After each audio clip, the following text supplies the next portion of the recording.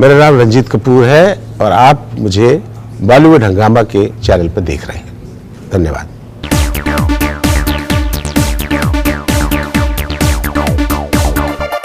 It's a huge privilege to have Ranjit Kapoor Sahab with us. He's the dialogue writer of one of the finest films of Indian cinema, Jaane Bhi Do Yaaro, and he has directed a wonderful film, Chintu Ji, and he's coming up with his next directorial venture, which is Jai Ho Democracy. It's a huge pleasure to have you on Bollywood Hungama, first of all. Jai Ho Democracy के बारे में बात करने से पहले we would like to speak to you about Jaane Bhi Do Yaaro and the sort of iconic status it has got, and you had a very pivotal role to play in that. आप सिर्फ dialogue writer उसमें नहीं थे, आप अगर मैंने उसकी किताब पढ़ी हुई है and जिस तरीके का आपका पूरा contribution रहा है with and the way you've collaborated with Kundan Shah. I think 8 lakh में वो फिल्म शायद बनाई गई थी and इतनी बड़ी एक आइकॉनिक फिल्म बन जाए, कभी आपने सोचा था? नहीं, ये तो नहीं सोचा था, लेकिन हाँ उस पर अपने लेखन पे मुझे फेथ था और उसकी वजह थी कि मैं थिएटर से हूँ। एक्चुअली उसका बैक स्टोरी ये थी कि कुंदन ने कई राइटर्स को ट्राई किया बॉम्बे में। I was Delhi based at that time, तो उन्होंने सब्जेक्ट सुनते थे और वो रिजेक्ट कर देते थे। तो उनको समझ नहीं आता था कि भाई एक लाश जो है वो चली जा रही है सेकेंड हाफ के अंदर, उनकी गले नहीं उतरती थी। तो जो बहुत तंग आ गया वो, तो हम लोग कॉमन फ्रेंड्स थे हमारे, विनोद चोपड़ा और रवि बासवानी। तो उन्होंने उससे कहा कि तुम रंजीत को पकड़ो, वो दिल्ली रहता है, और उसको तो उन दिनों ईमेल और मोबाइल फ़ोन ये नहीं था, हमारे तो घर में ऑर्डर ही फ़ोन भी नहीं था, तो चिट्ठी आई थी, फिर वो आया था। तो मैंने उसको एक बात कह दी थी कि मैं पहले सब्जेक्ट सुनूंगा और मुझे अच्छा लगा तो लिखूंगा। तो उस पर जो क्रेजीनेस थी और इंटरवल तक आते आते मुझसे निकला कि मैं लिखूंगा। तो ही वॉज वेरी मतलब प्लेजेंटली सरप्राइज। तो उसने कहा कि पर पूरी से सुन लो। मैंने कहा हाँ मुझे पूरी सुन लूँगा, लेकिन जो इसमें क्रेजीनेस है जो है ना वो मुझे पकड़ में आ गई है। और उसकी बहुत बड़ा वजह ये थी कि मैं उसका समझ सका, वो जो डार्क ह्यूमर है या इस इम्पॉसिबल एब्सर्ड सिचुएशंस को मैं अप्रिशिएट कर सका। उसका कारण था कि मैं मॉलियर कर चुका था। तो जो स्थान लिटरेचर में या थिएटर में या ड्रामा में ट्रेजेडी में शेक्सपियर का है, वही कॉमेडी में मॉलियर का था, और दोनों लगभग कंटेम्प्रेरी थे, मतलब 50-60 साल का फ़र्क था।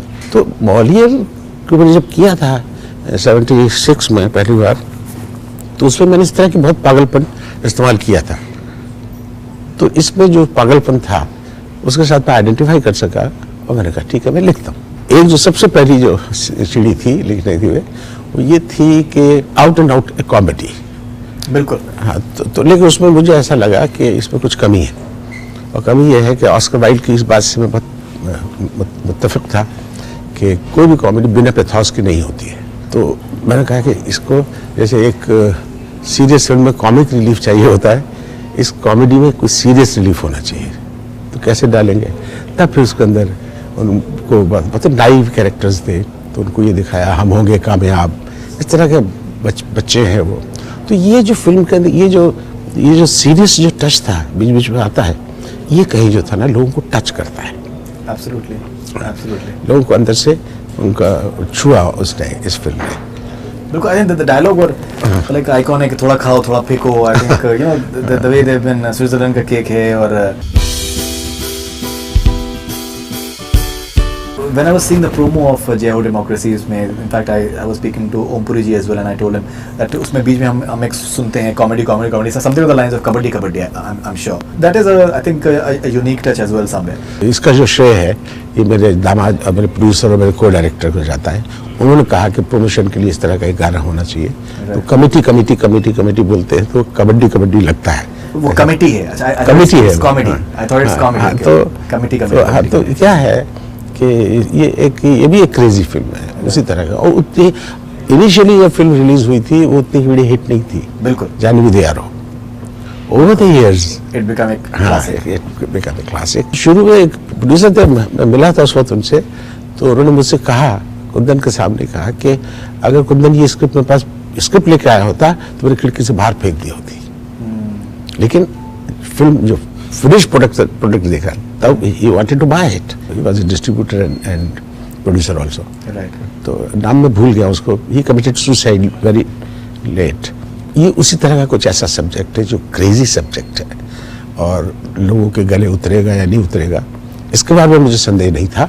लेकिन डिस्ट्रीब्यूटर्स के गले उतरेगा कि नहीं उतरेगा, वो मैं डरा हुआ था। और मेरा डर हमारा सही था, क्योंकि 1 साल 1.5 साल से हमारी फिल्म पड़ी को उठा ही नहीं रहा है। क्योंकि यहाँ की जितनी कंपनीज हैं, जो भी डिस्ट्रीब्यूशन कंपनीज हैं, ये सब कुछ है, तो उनके लिए सबसे पहले तो सवाल पूछते हैं ये लोग, भैया हीरो कौन है?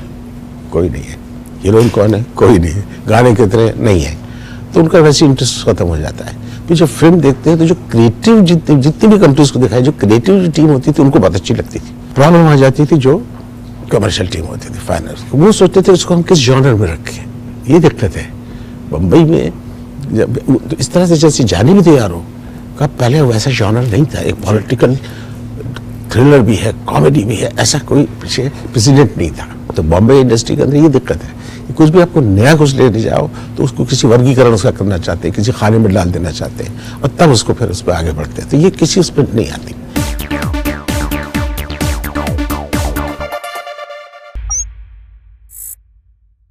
Hi, this is Faridoon Shahryar. For the most interesting celebrity interviews, do subscribe to Bollywood Hungama. Keep on watching.